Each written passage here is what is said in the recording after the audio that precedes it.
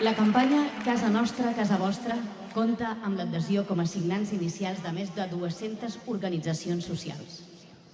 Les entitats i plataformes que treballen en la migració i el refugi i, en general, en la construcció d'una societat més justa són essencials perquè Catalunya sigui terra d'acollida. En nom de totes les organitzacions que formen part de Casa Nostra, Casa Vostra, intervé Jordi Hermadans. Bona nit. La veritat és que avui hem fet un acte que penso molt bonic i això és important en dos aspectes. El primer és que algú podria dir que és un acte solidari, i efectivament ho és, però també és un acte de dignitat pròpia, perquè amb tot el que està passant, si la gent, una societat, un país, no és capaç de reaccionar, les coses anirien molt malament. No hi hauria futur per un país que no reaccionés davant del que està passant. I si hi hagués algun futur seria bastant preocupant. Per tant, en aquest sentit, aquesta reacció d'avui penso que és un gest important i que en un context en el qual el racisme, la xenofòbia, les fronteres, els murs estan cada cop més a l'ordre del dia, val la pena fer acte de resistències com el que estem fent avui aquí tots i totes.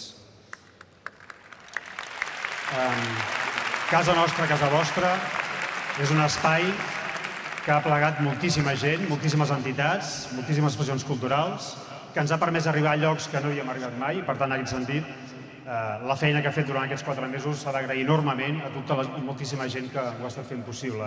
Segurament en el futur, d'alguna manera, recuperarà aquest espai quan calgui tornar a sortir, a exigir, a reclamar. Però, evidentment, ningú pot pensar que la lluita per la justícia, la lluita per la dignitat és una cosa de dies, és una cosa de mesos. És una feina constant, permanent.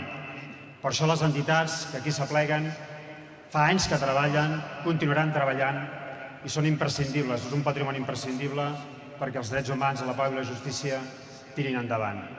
I perquè qüestions essencials no s'oblidin. Òbviament, que no s'oblidi la dignitat de totes les persones, que es treballi perquè els drets de ciutadania siguin per totes les persones, perquè cap persona, efectivament, cap persona és il·legal i totes les persones tenen drets, deures i llibertats. Però també és imprescindible que ens preocupem de les causes que hi ha al darrere de tot això. Per més solidaris que fóssim, i encara som lluny de ser-ho, però per més solidaris que fóssim, si no tinguéssim les causes, estaríem fent molt, però insuficient.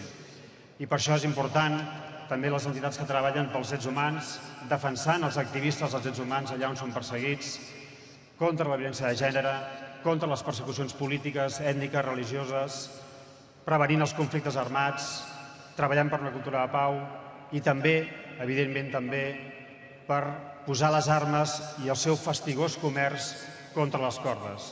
Perquè vendre armes a països que estan en guerra, a països on es vulneren els drets humans, és col·laborar directament amb la barbàrie que promou i provoca que hi hagi refugiats.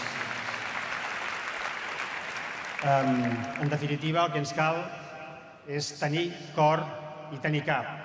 Cor per obrir-lo a les persones que necessiten refugi i cap per treballar de forma efectiva i contundent per erradicar la misèria, les persecucions i la violència que són causa d'aquest refugi. I, si us plau, que no ens congelin el cor i que no ens adormin el cap. Ens veiem dissabte.